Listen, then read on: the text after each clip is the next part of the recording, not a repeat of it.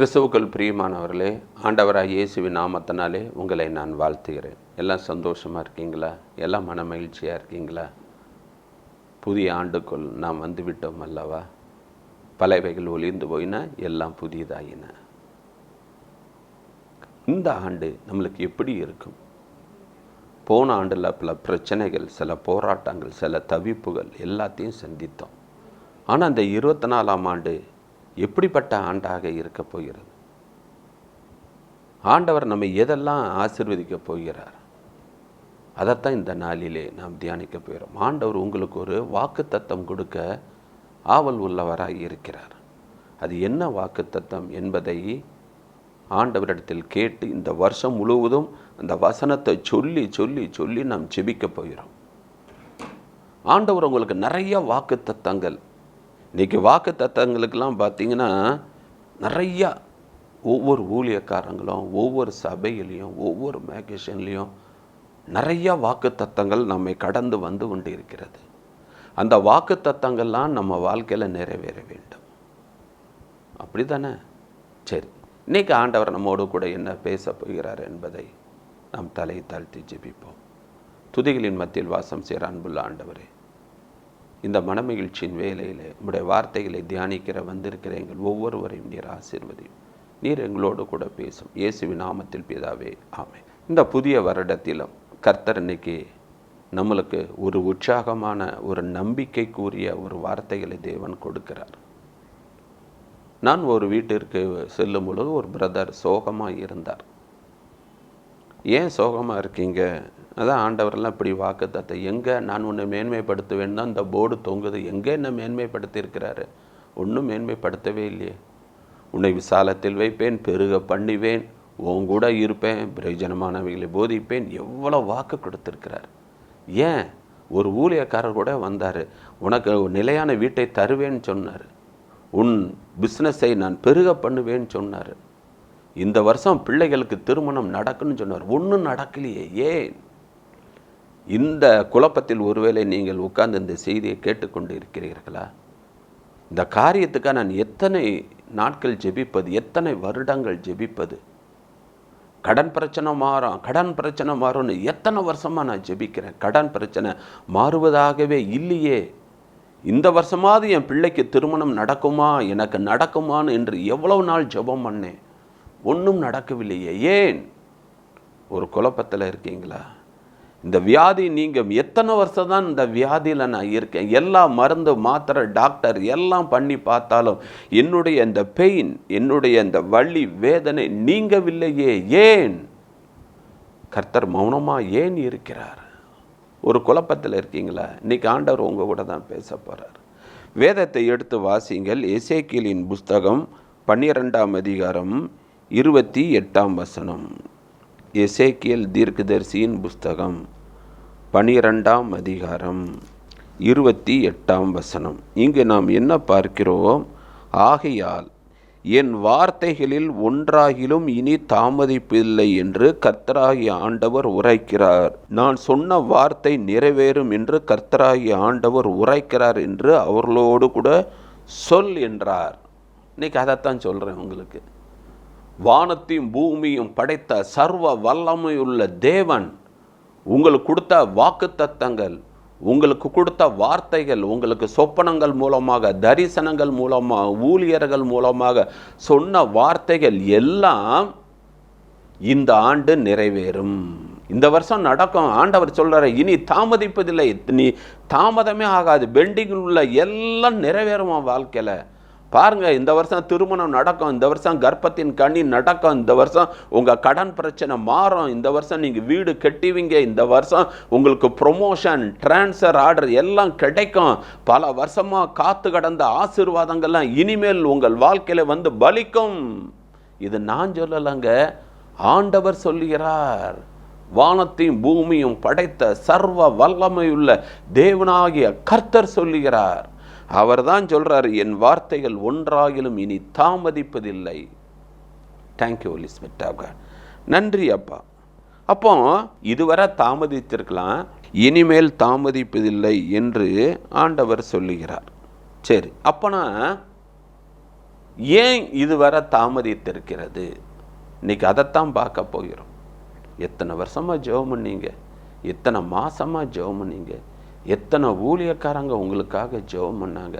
ஆண்டவர் கொடுத்த தரிசனம், ஆண்டவர் கொடுத்த வெளிப்பாடு எங்கே? ஒருவேளை நீங்கள் கேட்கலாம், அப்போ ஒருவேளை ஆண்டவர் உங்களை ஆசீர்வதிப்பேன் என்று சொல்லியிருக்காரு, அந்த ஆசீர்வாதத்தை சுதந்திரித்து கொள்ள நீங்கள் ஆயத்தமாக இருக்கிறீர்களா? அதாங்க முக்கியம். ஒரு டாக்டருக்கு நீங்கள் ஒரு டாக்டராக வரணும்னா அங்கே நீங்கள் எம்பிபிஎஸ் படித்து ட்ரைனிங்லாம் பண்ணி அதற்கு பின்பு தான் நீங்கள் டாக்டராக உட்கார முடியும். அதுபோல தான் பிஇ இன்ஜினியரிங்கும் அப்படி தான், அத்தனை வருஷம் படிக்கணும். ஒரு சேரிட்டட் அக்கௌண்டண்ட்டாக மாறணும்னா அங்கே 7 டெஸ்ட்லேயும் பாஸ் ஆகணும். அதுபோல தான் நீங்கள் அந்த ஆசீர்வாதத்தை சுதந்திரித்து கொள்வதற்கு நீங்கள் ஆயத்தமாக இருக்க வேண்டும், நீங்கள் பக்குவப்பட வேண்டும். அதைத்தான் தேவன் எதிர்பார்க்கிறார். ஒரு சின்ன பிள்ளை அவங்க அப்பாட்ட கிட்ட, எப்பா எனக்கு ஒரு எக்ஸல் வாங்கி கொடுங்க, ஸ்கூலுக்கு போகிறதுக்கு வேணும், லேட்டாக போகிறேன்னு. அவங்க அப்பா சொன்னார், இல்லை பாப்பா, வண்டி ஓட்டுவதற்கு உனக்கு அந்த குறிப்பிட்ட வயது வர வேண்டும், அப்படின்னா தான் லைசன்ஸு கொடுப்பாங்க. இப்போ உனக்கு கால் எட்டாது, இப்போ வண்டி வேண்டாம்.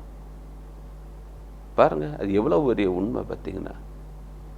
நீ எனக்கு ஒரே பிள்ளை, அந்த சொத்துலாம் உனக்கு தான், நான் உனக்கு வாங்கி கொடுக்காம வேற யாருக்கப்பா நான் வாங்கி கொடுக்க போகிறேன்? ஆனால் இன்னும் உனக்கு அந்த ஏஜ் இன்னும் வரவில்லை. நீங்கள் பார்த்தீங்கன்னா சொத்து குட்டி பிள்ளைகளுக்கு எழுதி கொடுக்க மாட்டாங்க. மைனர்னு ஒரு ஆள் இருக்கணும், இவன் மைனராக இருக்கான், இவனுக்கு ஒன்றும் தெரியாதுன்னு ஒரு கார்டியனை ஒரு ஆளை நியமிப்பாங்க. அவன் அந்த குறிப்பிட்ட வயது வந்த பின்பு தான் சொத்து உரிமை, செக்கில் கையெழுத்து போகிறது, எல்லா பவரும் கிடைக்கும். அப்போ அதுவரை அவன் காத்திருக்கணும். அதுபோல தான் தேவன் கொடுக்கின்ற ஆசீர்வாதம் உங்களிடத்தில் தங்குவதற்கு நீங்கள் பாத்திரராய் நடக்க வேண்டும், அதுக்கு நீங்கள் ஆயத்தமாக இருக்க வேண்டும். சவுல் எடுத்துக்கோங்க, அவன் ராஜா வேணும்னு கேட்டானா? இல்லையே. கழுதையை தேடி கொண்டு போனவனா ஆண்டவர் ராஜாவாக வைத்தார். அவன் அதை தக்க வைத்துக்கொள்ள அவனால் முடியல. பார்த்தீங்களா?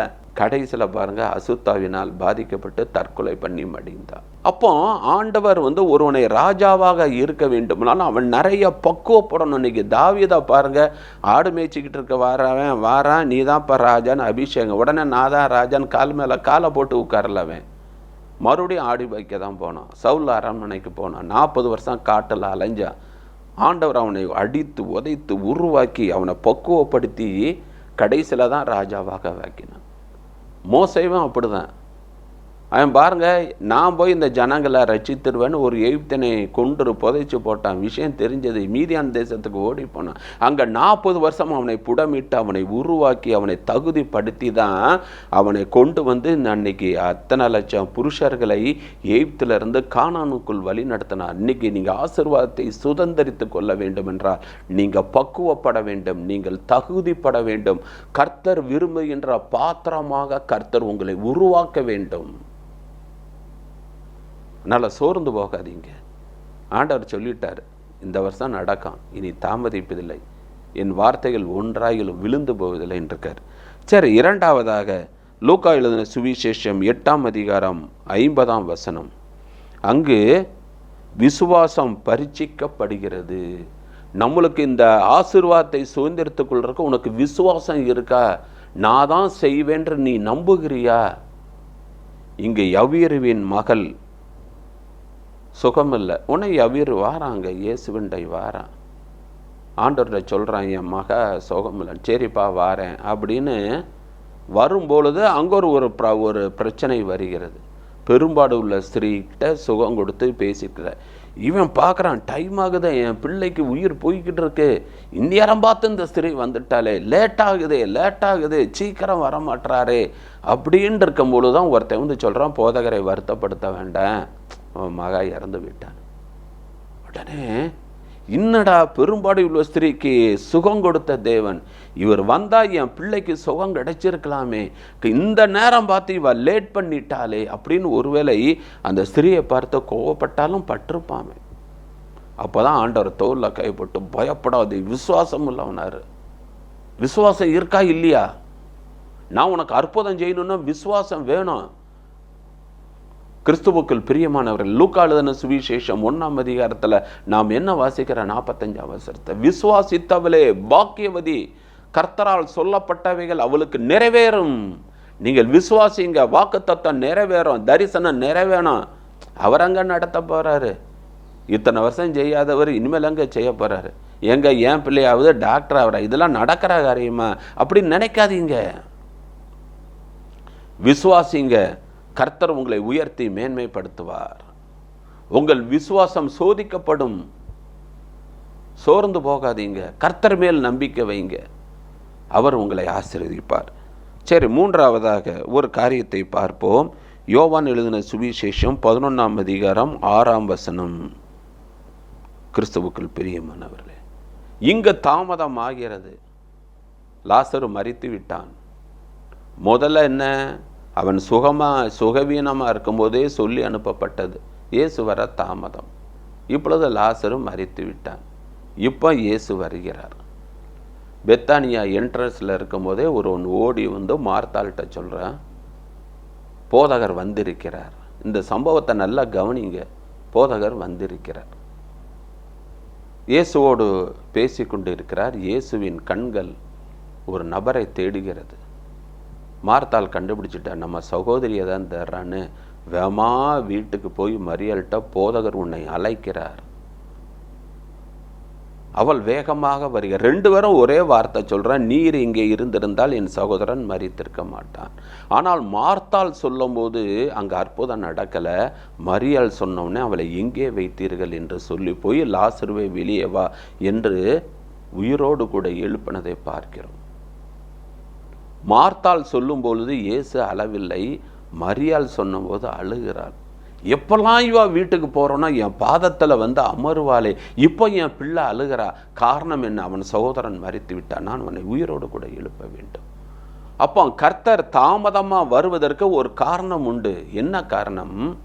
யூதர்கள் முறைப்படி ஒருவன் மரித்து போனால் அந்த ஆவி 3 நாளாக உலகத்தில் தான் சுத்தமா. ஒரு மந்திரவாதி கூட ரிசீவ் பண்ணி உயிரோடு கூட எழுப்பான். இதெல்லாம் என்ன அப்படின்னு அவர்கள் நினைக்கிறதை மண்ணள்ளி போடணும், அதெல்லாம் அதமாக்கணும் அப்படின்றதான் தாமதமாக வருகிறார். அங்கே தேவனுடைய மகிமை விளங்க வேண்டும். தைரியமாக இருங்க, இந்த வருஷம் தேவன் உங்களை வாய்க்க பண்ணுவார். தலையை தாழ்த்தி ஜெபிப்போம். அன்புள்ள ஆண்டவரே, இந்த வசனத்தை கேட்டுக்கொண்டிருக்கிற ஒவ்வொருத்தருடைய வாழ்க்கையிலும் ஒரு அற்புதத்தை நீர் செய்ய போவதற்காக நன்றி அப்பா, நன்றி அப்பா. விசேஷமாக ஆண்டவரே, இந்த ஆண்டு சுவாமி ஆண்டவரே, இவங்களுடைய எல்லா சொப்பனங்கள் தரிசனங்கள் நிறைவேறப் போவதற்காக நன்றி அப்பா, நன்றி அப்பா. ஊழியர்கள் மூலமாக ஆண்டவரே நீர் சில காரியம் சொல்லியிருப்பீர் அப்பா. வெளிப்பாடு வர சொப்பனங்கள் மூலமாக பேசியிருப்பீங்க. ஏன் அவங்க கூடயே நீங்கள் பேசியிருப்பீங்க அப்பா.